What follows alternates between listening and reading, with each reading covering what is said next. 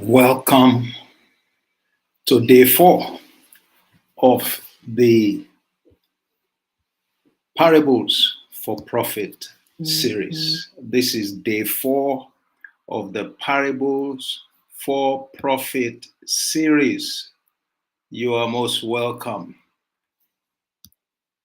It's my pleasure to be here as your anchor. My name remains Olatunji Shobodu, the CEO and founder of Emet Leadership Academy.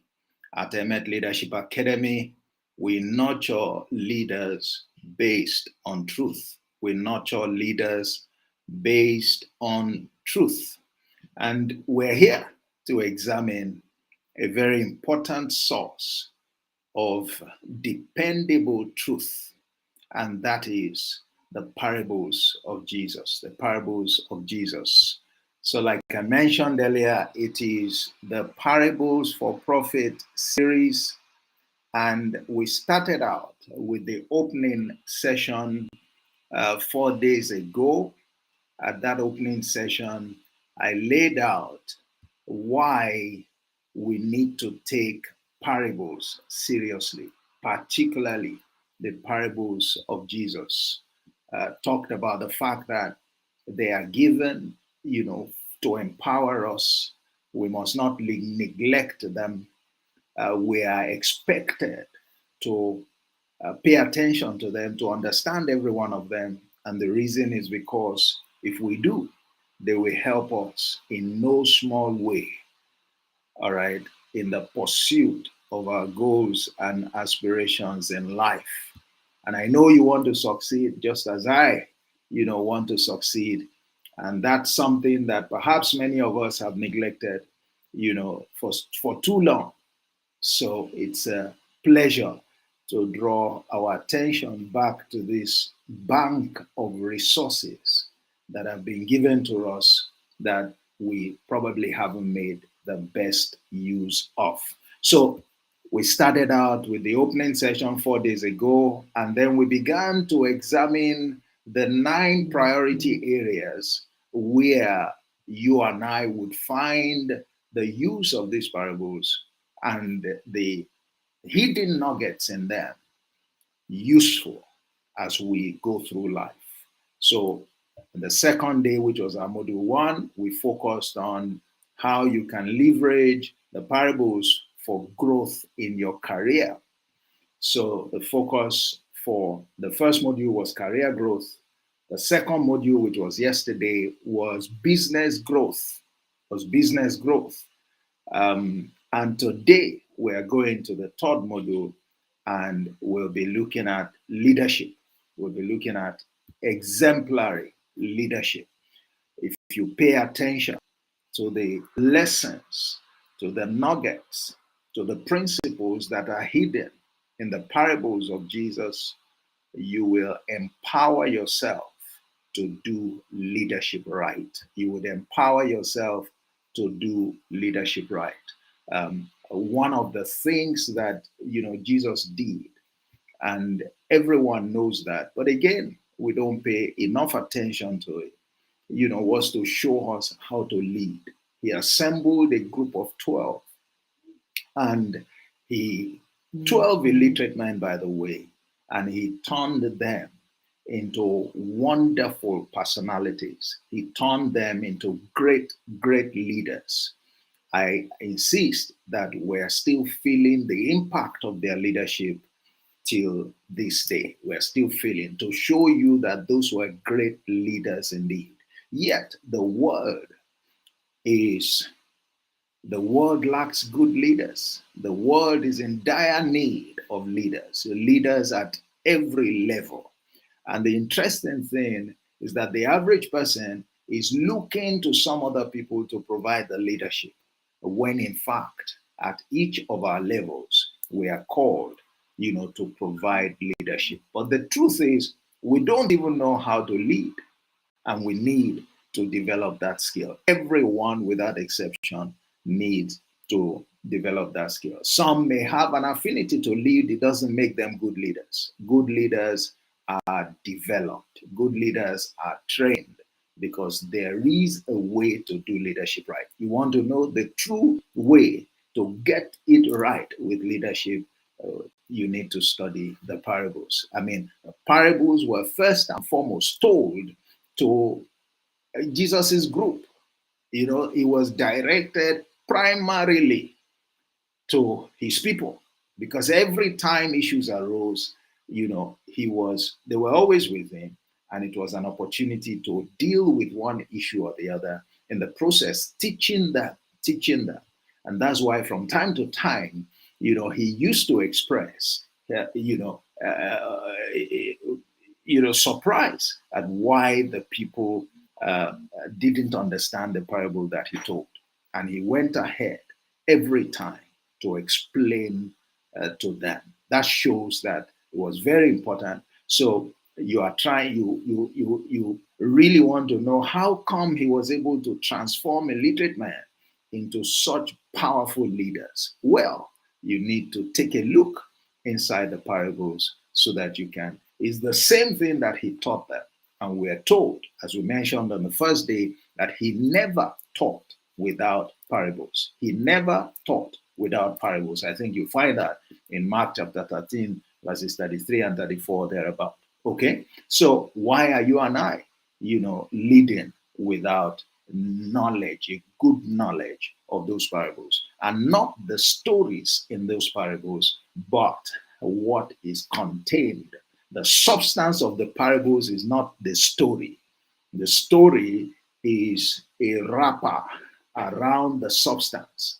All right, you need to peel the wrapper so that you can get to the substance. It's like the seed that is kept inside the fruit. You need to pull out the fruit. Don't get too carried away with the fruit. It's great. It's supposed to help you to understand what is inside, but you must place greater priority on the finding out what is inside. So today we are talking exemplary leadership. That's our focus. So today, exemplary leadership. Like I said, we've looked at career growth. We've looked at business growth. We're looking today at exemplary leadership. And before we go into that, be reminded that this continues. We still have the next 6 days, and we'll be looking at tomorrow. We'll be looking at relationship building.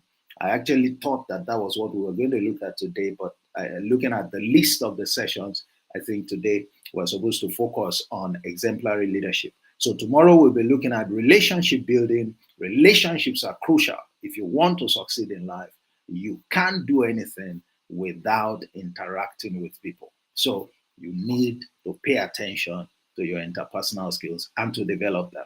And then day after, that will be module 5. We'll be looking at managing your finances, how parables can help you. Managing your investments would follow the day after.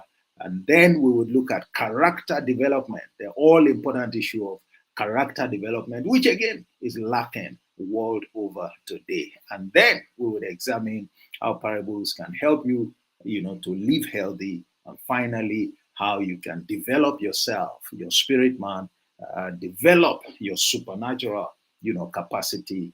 That will be the concluding, element. And I have a bonus session, which is the wrap up, that will come on the 1st of July. What a way to begin a new month. So without much ado, let's go and examine, as our custom has been,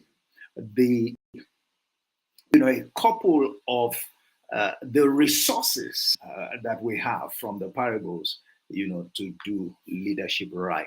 Again, what I do at these sessions is to just use some parables to show you how the parables can help with your quest, to do leadership, how it can build capacity. That's all that we can do in these, parables for profit, because the idea behind this series was to expose you to the parables as a veritable resource, for pursuing growth, success, and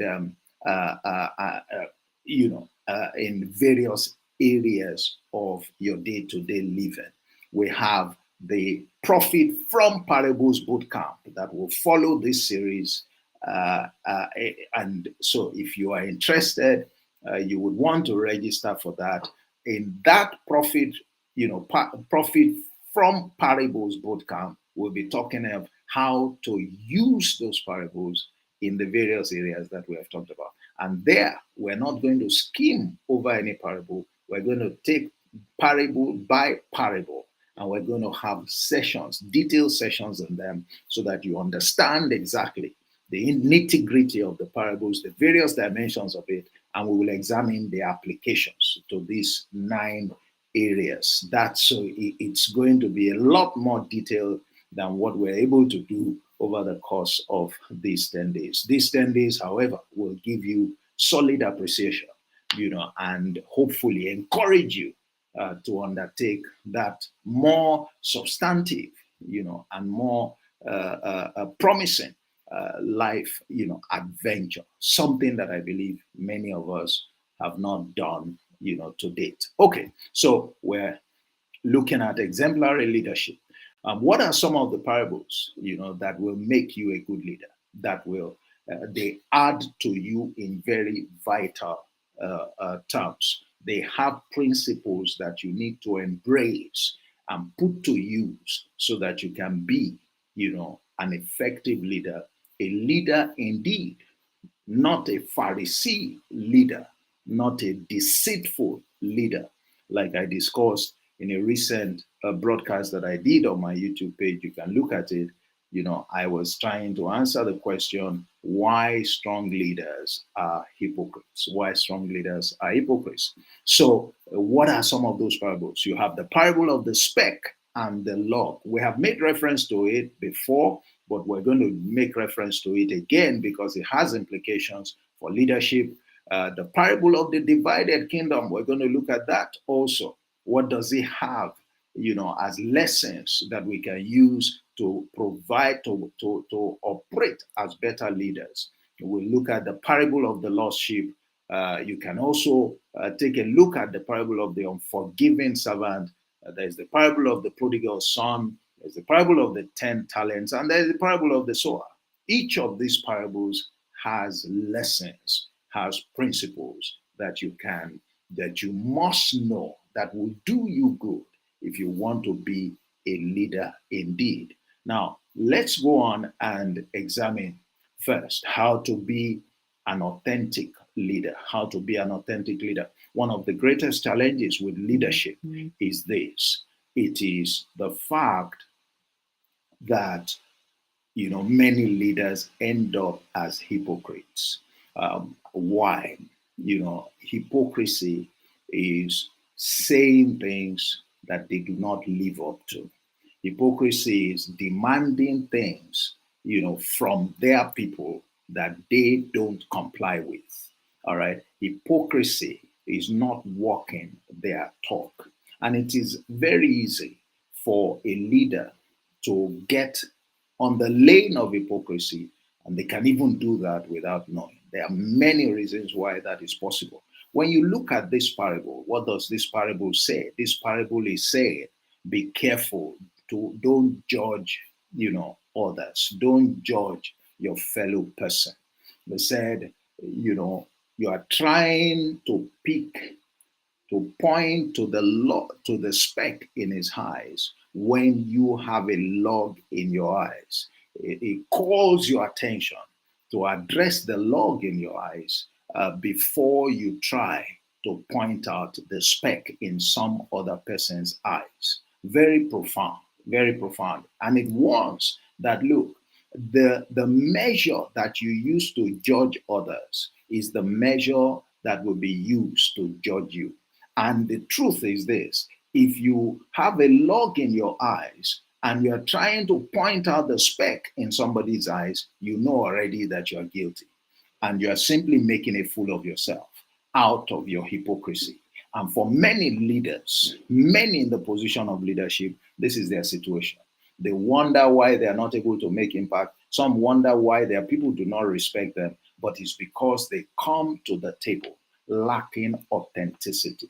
They come to the table trying to, emphasize, play up, exaggerate the shortcomings of the people that they have responsibility for, when in fact they have greater shortcomings. What this is telling us is that we need to always look inwards. We need to be more focused and to commit ourselves to our own self-improvement, continue our self-improvement.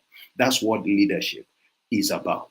There is a call for you to continue to improve. In fact, one of the implications of that parable is this, is that every time you observe any shortcoming in somebody, those reporting to you, or even your colleague, or maybe even your superior, maybe even somebody that is leading you, every time you are tempted to point out a weakness in somebody, you should be careful.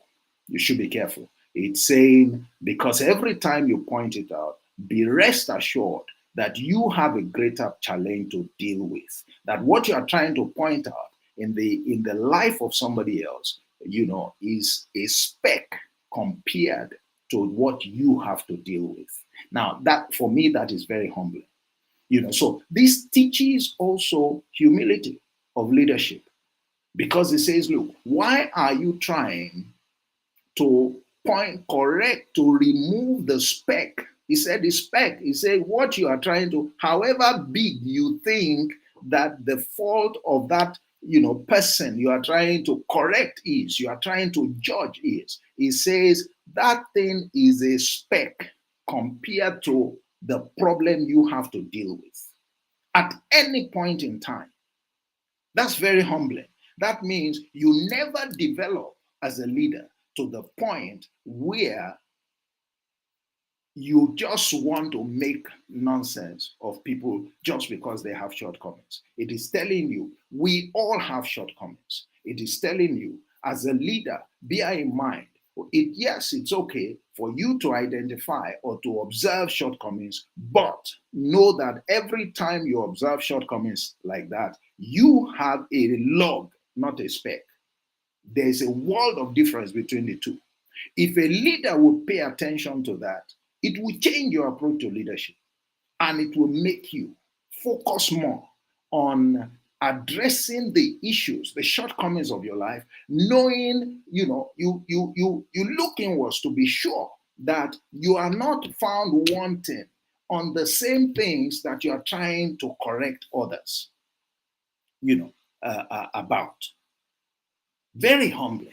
So you can see that if you don't have a good understanding of this parable, you would mess up, misbehave as a leader. And it won't be surprising, because you will be ineffective. Why would you be ineffective? Because the people that you are leading will see through you. They can see your array of shortcomings. They know how serious it is, and they, behind you, they're looking at you and they're wondering, look at the person who is trying to correct us. He needs to deal with even greater issues, in his own life. How does a follower then develop, faith or confidence in that, or put his trust in that kind of leader? All right. Such a leader cannot elicit the strong commitment that is required from the followers in order for him or her to be able to deliver, on his mandate. Is very, very, critical. Now, this tells you it's important to be authentic. It tells you that you must be mindful of the risk of hypocrisy. It is very high. It is very high. It means that don't lead with a judgment mentality, that you are always trying to find fault. You may be interested in another video that I did on, my YouTube channel. I spoke on one of the occasions, Leadership in 30 Minutes. I do that every Thursday, 11 a.m. West African time.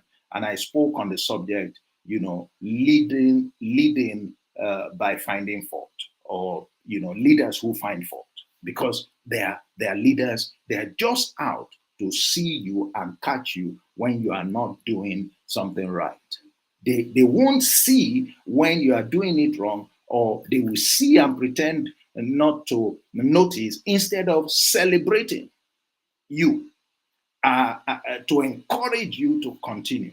But once you make the slightest mistake, they are up in arms, shouting, all right, expressing disappointment and all of that. That's not how to do leadership. Don't come to your leadership relationship with a judgment mentality. So let me stop there. There is so much, again, as you can see, that parable has to offer you in terms of this very important aspect of how you relate with the people that you lead. I hope you can see that. Let me speak also using the parable of the divided kingdom, all right, as another resource that can help you to enhance your effectiveness as a leader. How to forge a strong team. What is that parable? What did that parable say? Again, notice in this series, I'm just summarizing the parables. If you come to the Profit from Parables bootcamp, we will read out the parables and in their various versions, and then we begin, to pieces them, as it were. So permit me to just summarize. We don't have a lot of time. We only have 45 minutes, and for those who are on the VIP, they have, more time to, to ask questions and to listen to more insights. So the parable of the divided kingdom, Jesus was basically saying here, he says, look, how can Satan cast out Satan? He says a house that is divided against itself cannot stand. He said a house that is divided against itself cannot stand. He said, in any case, if the head of the house knew that the enemy would come, he said he would prepare effectively, to defend his stuff so that the enemy cannot, take over his stuff. And he was saying this when he was being accused that, look, all the things you are doing, there is something negative that is empowering you to do them. You are not of God, you are of the devil. And he says, hello, it does not make sense. If I'm casting out the devil, how can the devil cast out the devil? All right. He said, it doesn't make sense. He said, his kingdom cannot stand, okay, if it is to antagonize yourselves will not help. All right. So how does this help us? With the leadership responsibility. What it tells you is that it is crucial for a leader to work towards achieving unity in the team. You want your team to perform. You want your team to bring out the best that they can possibly, accomplish. You must work as a leader towards unity. You must fight everything that will bring about discord, in your team. Yes, people can disagree. The fact that, you disagree doesn't mean you are divided. All right. You want to foster, an environment where iron can sharpen iron. People can brainstorm, we can exchange ideas, but we do it with, the mindset or the attitude that it's for our overall benefit. As we say, we agree to disagree. All right. We agree to disagree. When you agree to disagree, that's a united front. Okay. That's a united front. When there is unity, it protects the team and it protects the mandate of the leader. It makes it possible for the leader to truly deliver on his mandate. If there is no unity, then there is jeopardy. And let me say this, one of the ways that the unity of your team can be undermined is when the leader is attacked. All right. You must have had the statement that smite the leader and the sheep will scatter. That's an affront on the unity of a team. If somebody wants to undermine your team, all that needs to happen is, to foster, all right, a sense of disunity. And that you do by sowing the seeds of distrust. That's one way of doing it as well, sowing the seed of distrust. It reminds me of what transpired. So you know the true power of unity in Genesis 11, when some fellows, all right, a whole community came together and they said to themselves, we want to build a tower and we want that tower to get to heaven. Now, they wanted to build a tower and they wanted the tower to get to heaven. And, when we're told, the Bible says God came down, all right, when they did that, who are these fellows? How can they be so audacious? All right. And he saw something that he had to draw our attention to. He said, these guys are so united. All right. They are speaking with one voice. They have one mind. And because of that, nothing will stop them from accomplishing what they have imagined to do. That means that when you have people, a team that is so united, all right, that whatever they set for themselves as goals, they will accomplish it. They would accomplish it. Notice, it's not about skills. Skills are important, make no mistake. But oftentimes, what is more, decisive, the more decisive factor has nothing to do with skill. Oftentimes, more often than not, he didn't talk about their skills. Of course, there were skilled people there. I mean, there are no skilled people, there are people who are not bricklayers, there are people who, don't know how to plaster and what have you. I mean, how are they going to put up a building? All right. They will never be able to. But they had people who had the skills. But it's one thing to have the skills. If there is no unity, the skills will be useless. Will be useless. All right. So that was very important. A very, instructive lesson that he showed there. Now, one of the things that you must bear in mind here as one of the fallouts is an eye-opener, and I hope that all of us will pick on that. And that's the fact that we are all work in progress. We are all work in progress. We are all work in progress. So there is always something for us to improve. And therefore, there is no basis for one person to think of himself more important than others within the team. All right, including the leader.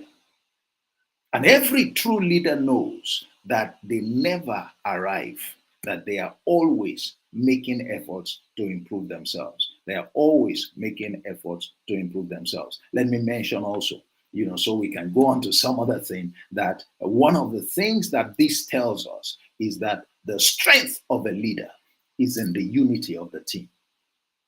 You can carry whatever title, all right? You can have whatever profile, but your true strength, if you are leading a team, is in the unity of your team. Until, if you have not run a united team before, you wouldn't understand the power of what we're talking about, the relevance of it for effective leadership, So you can forge a very strong and powerful team by leveraging the insight that this, parable gives. Again, I'm just speaking based on the summary. There's far more to talk about this seemingly simple parable. All right, we can dig very deep and use it to explain certain depths of leadership that will make a difference in the way you and I approach this all-important assignment. And so you can find the references there, for those who are interested. Please check that out. Let me also speak to the issue of how to take leadership responsibility. How to take leadership responsibility. Let's look at what does the parable of the lost sheep say. What does the parable of the lost sheep say? The summary of that parable is this. He said, look, there is a shepherd who has 100 sheep, and one of them gets lost. Has 100 sheep, one of them gets lost. He said, "Shepherd will leave the 99 and go after the one that got lost until he recovers that one. And when he recovers that one, he would celebrate, so excited, at the fact that he has not lost." Now, every leader needs to bear this important thing in mind. I want to, if you can, refer you to, Jesus gave his report card on leadership. Jesus did give his card on his leadership. Many may not know that, but he gave his report card on his leadership. He is like a steward of leadership. In John 17, he said to God, he went back to God, he said to God, "I have finished the work that you gave me." And he laid out the components of his report card.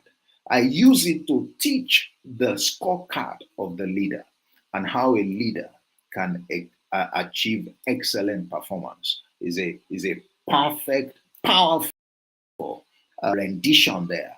And if you will pay attention to it, the exposition can be pretty deep. But there was something very instructive that he said. He said, all the people that you have given me, I have kept them. None of them is lost. Did you hear? None of them is lost. That is all the people you put under my watch as a leader.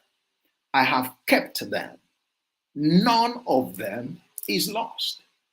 Except, he said, and he was referring to Judas, the son of perdition, who had another destiny entirely. So what does that tell us? Look at what this parable is saying. It's saying that when you are given responsibility for people to lead, you must ensure that none of them is lost. What does that mean?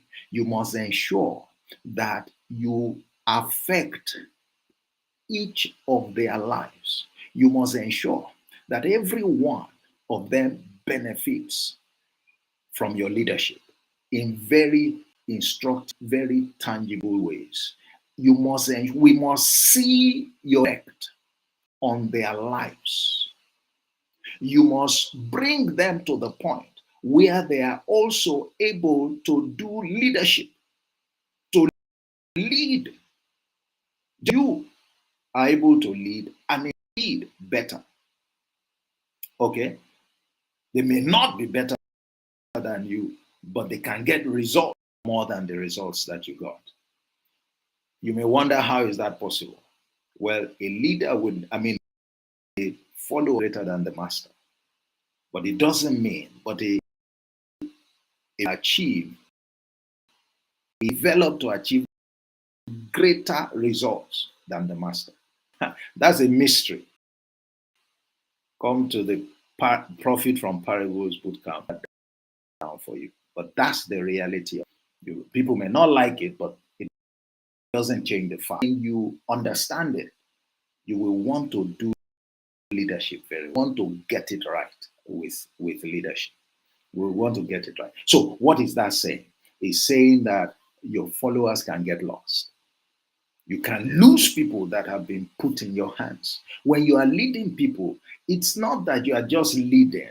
It's not you. Look, the position of a leader, and I'm not talking about authority now.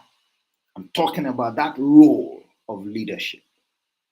it is too sensitive to joke with because it involves the lives and destinies of the. But they can get lost. The fact that they can get lost means that you are supposed to take them to a particular destination. Otherwise, how does somebody get lost? That they got lost means where you are, they have not gone in the direction of where you are expected them. They have not gone in the direction of where you are taking them. And we can look at that in many ways, what that means. So be rest assured that they can get lost. Be sure that you are expected to make sure that they don't get lost. Now, when they do get lost, you are expected not to give up on them, not to write them, okay? Not to write them off. Ways by which you can go after them. You can then say, oh, the people of the prodigal son, the man, didn't go after the son. That's a different kettle of fish. There's a reason for that. But again, there's only so much I can say at this point. Come to that intensive program and we will lay out all the issues regarding. And you can see also from this discussion how that there is a connection between various parables. Just knowing one parable, just being able to do it, just knowing even the principles behind it, enough, because there may be other parables will help to reinforce your understanding of one parable and therefore put you in a higher position of empowerment to be able to deal with the issues of your. All right. Now, so you are expected to make goats into sheep. Notice something here. Notice something. All right. And what is it? It said it's a sheep that got lost. But when you feed people, they may not all be sheep. There is a difference between sheep and goat. There will be goats in your team and there will be sheep. The job of the leader is to make sure that you have more of sheep than goats. All right? Let me also say, the fact that they can get lost means you must brace up for a fight. Because going after them to bring them back, is a fight. All right? A fight may be entailed because you don't know what leads away from you. It wasn't just that they got lost, as it were, in the wilderness or in the forest or something. At times they get lost because they are lured by certain things. It may not be by people. All right? It may be by certain attributes in them. All right? The pride of life, deceitfulness of riches. Those are not individuals. All right? But they are things that influence followers. And you can see that a lot among the youth today. All right. So again, hope that has given you some insight, given you a link between, again, some of these parables and the subject of leadership. How do you form, a strong team? I spoke about that, but I think what I wanted to say is to speak to the need to speak to the importance of forbearance. To speak to the importance of forbearance. I believe I made reference to, either on the first day or the second day. But when you look at the parable of the forgiving servant, simply put, it was, a master or a leader who had a subordinate. One servant, had borrowed some money from him and he was asking for, repayment. He ought to have paid, he had not paid. So he made a demand on him and the guy couldn't pay. All right. And the guy pleaded and pleaded. And the leader, decided to, the guy was even asking, give me more, let me pay. Give me more time, let me pay. And the leader said, okay, don't worry, just forget it. You don't have to bother. And he forgave him completely. Now, the guy left and then found somebody another servant who was owing him. This time, somebody else was owing him. And, he made his own demand for that servant to pay. The servant said the same thing, he could not pay. But this time, what was his reaction? And that servant was begging for more time, just as he had begged more time. And he came down very hard on his own debtor. He came very hard on his own debtor. Unfortunately, had observed what transpired between these two servants, and they were in the know that this guy had been in the same position with their leader, but their leader forgave him. Went to report him to their leader, and their leader rescinded, the concessions they had given to him, and decided to take action against him. Now, a lot of lessons there. A lot of lessons there. I want to leave you with one of the most important lessons that I teach about leadership, and that's the fact that a leader must not get so up when the follower that you are unable to forgive. That you are unable to forgive. I call it forbearance, all right, because look, leaders call, your mandate is developmental in nature. Your mandate is to shape the personality of the people. Your mandate is to share and replicate the attributes that you have in you, in your people. And so, in the process of working with you, is a journey that they are undertaking with you. They are going to make mistakes. They are not perfect. If they were perfect, you won't be required to provide leadership for them. The reason that there are leaders is because people who are following them are not perfect. Put differently, the reason that we are put as leaders is because we have something in us that will benefit the lives of the people looking. Please forget what at any level, who are the people following you. It doesn't matter whether they're skilled or they are more knowledgeable. I guarantee you that the reason that is because there is something they need which you and you're expected to deliver into their lives. Without there is only so far that anyone can go. Of course, there are bad leaders, and I'm not talking about bad leaders. Bad leaders don't have this kind of understanding. They won't follow what the kind of thing I'm saying. But as we've seen a couple of days ago, bad leaders will produce bad leaders. Still replicate themselves and their attributes, their bad attributes, in the people who follow them. All right, especially when the people cannot distinguish between a bad leader from and a good leader, and many followers cannot. They make that mistake. They make that. I would love to say that those kinds are made, even in our recent, elections. But please don't. I don't want to get into all of that right now. And then another point there that we need to be mindful of is the need for us to serve one another, the need to develop, a team where that is a commitment. That is one of the principles by which you operate, that you are better off serving one another. I mentioned the parable of the prodigal son. The parable of the prodigal son is one of the most popular parables. I believe everybody knows that. You can learn from that parable how to manage or how to lead rebellious people. What that son did by waking up one day, saying to the father, "Look, give me my own portion of my inheritance. Let me go and do my own thing. I think I've served you enough."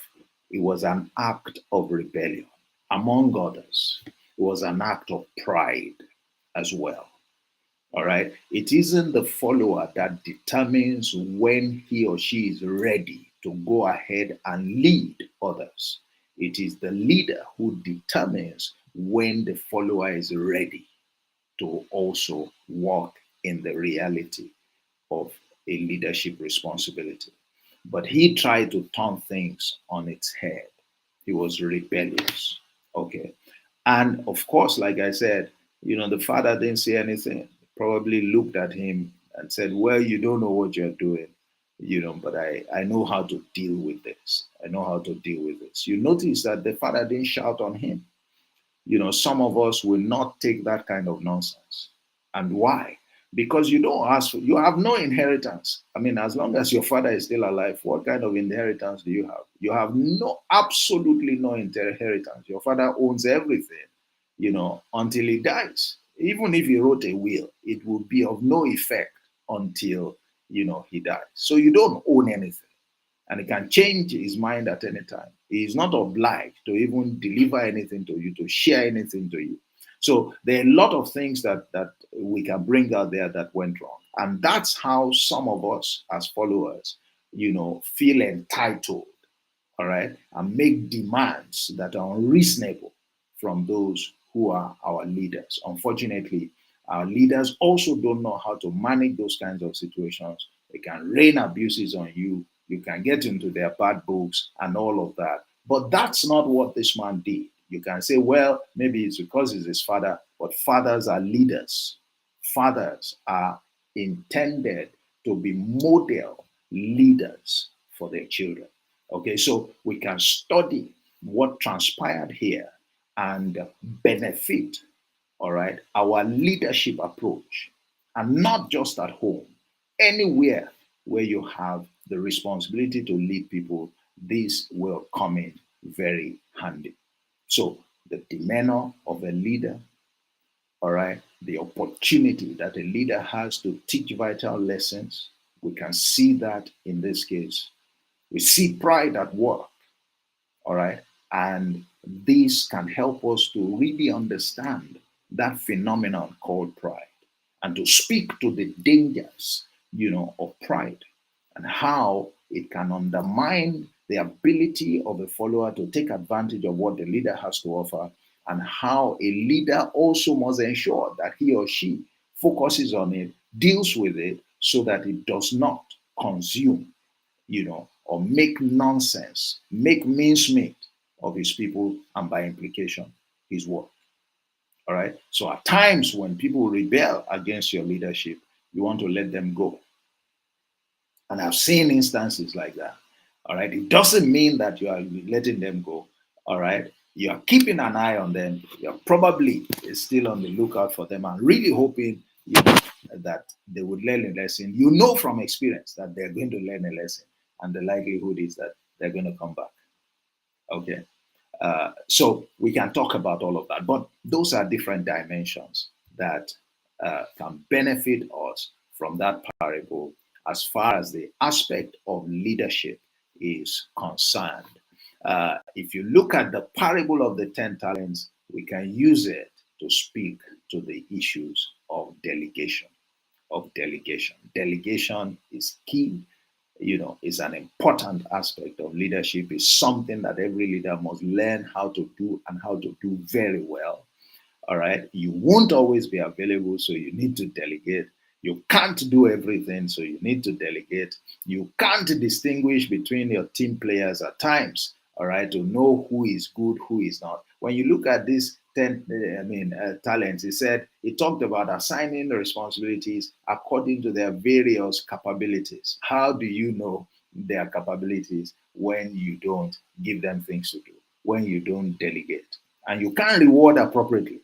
You see some very instructive things, that a leader has to contend with, and you see them coming through from the parable of the 10 talents. The parable of the 10 talents, there is so much loaded in it as lessons for you and I on the subject of leadership. On the subject of leadership, you'll find that also in that reference, Matthew 25. You find it as well in Luke 8. Sorry, that was not, identified. So again, for today, I've just looked at, a handful of parables. Remember, there are 38 of them. And I guarantee you there are many more that still speak to different aspects of leadership that you and I, all right, need to extract together and need to arm ourselves with so that we can be true leaders, all right, so that we can be the example of the kind of leaders that we're expecting, and provide the leadership, all right, that we're expecting from other people. Let's stop looking at others. Let's stop, calling names. Let's look inwards, like that proverb says. I mean, like that parable of the speck and the log says. Let's look inwards. All right. You just stop looking at somebody, and castigating and running people down. What about you?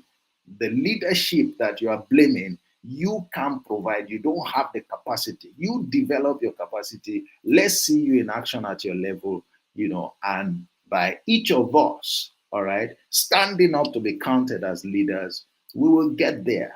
The kind of leadership we desire will emerge, all right. It's one of the things, the changes that we need to effect. So I'm rounding up now. I think you've gotten additional minutes today. Again, sorry, I don't know why this slide keeps appearing as career goals. It simply doesn't want to change, but I meant leadership growth here. So the first thing again is to say, when you look at all of these parables, you will see that there are risk factors. There are things that can undermine the effectiveness of your leadership, your ability to realize, to deliver on your mandate as a leader. We need to pay attention to them. Again, we'll be speaking to them expressly at the boot camp, and then, of course, there are boosters as well. There are boosters as well. There are some things that you must pay attention to over and above everything, that if you do, all right, compared with, others, you will be more effective in your role as a leader. So your question again today, every day we give you questions. It is to help you to reflect on the things that you have learned. It is to send you back to those parables and see, if you can pull out some important lessons that you can immediately begin to use so that your attendance, you can see that it adds value to you, even if you don't join the bootcamp. But at least, you have some important benefit to take away from joining us every night over the course of 10 days. What issues are hindering your leadership goals? Now, you have had a few things and you know some of the challenges that you're having. Now, think through them. Try and list some of those issues, all right? As many of them as you can. And then, in what way can some of the things that we have discussed coming out of these parables, in what way can they help you or assist you to address some of those issues? That would be a good way, to begin to address the challenges you may be having in this area. And I'm sure that it can influence certain actions on your part and begin to improve the quality of your leadership. Of course, much more will happen to you, more decisive progress you will experience if you attend the Profit from Parables bootcamp. So tomorrow we'll go on to speak to the subject of relationship building, and we're following the same, format. We look at the parables, we see how they help us with this very important aspect of our lives, something that none of us can do away with, something that determines exactly the outcomes that we experience today. Because many times our outcomes is a function of the interactions that we have had and we're having with people. And we still have issues managing relationships. We have issues managing relationships. So this is an important area, and we'll be examining that tomorrow. Let me say, leave with these last words before I move on to continue with the VIPs. If you are interested in joining the VIP, I'm going on to the VIP. You still can join, and by scanning the QR code that is on the screen. If you scan the QR code, it will take you to a website where you can pay, and then you will get a link sent to your email, and you can use that link to join us at the VIP segment. It's been interesting. There are very, very, intriguing questions are coming up, and I believe, those who are there are benefiting immensely. Okay, so that's for the VIP, and you can quickly scan this as well if you are interested in the Profit from Parables bootcamp. For now, it's meant to be a 9 month program because we want to, every week we'll be looking at, we'll be digging deep into parable after parable. And as we dig deep, we seek to understand the principles, underpinning them. And also we focus on application to the 9 priority areas. And then we come down to how you can take advantage of them in your particular circumstances. That's what that is intended to do. And we didn't want to burden you. So, committing 2 hours every weekend, over that period, we think will be convenient for you. And I'm sure that from all that you have listened to here, you can judge for yourself what that will entail. So once again, scan this QR code if you want to attend the VIP sessions, which continue after I have shut down here, and scan this other one to register yourself in the boot camp. I think you have time. The boot camp will be starting in August, so you can get yourself together and plan ahead for what promises to be an adventure like no other, an empowerment adventure like no other. Once again, thank you very much for joining. My name remains Olatunji Shobodu. Keep a date tomorrow. Tomorrow again, let's meet. It's 9:30 p.m. West African time, and we'll be examining this. We'll be focusing on relationship building tomorrow. We'll be focusing on relationship building tomorrow. All right. Have a good night, and God bless you. Bye-bye.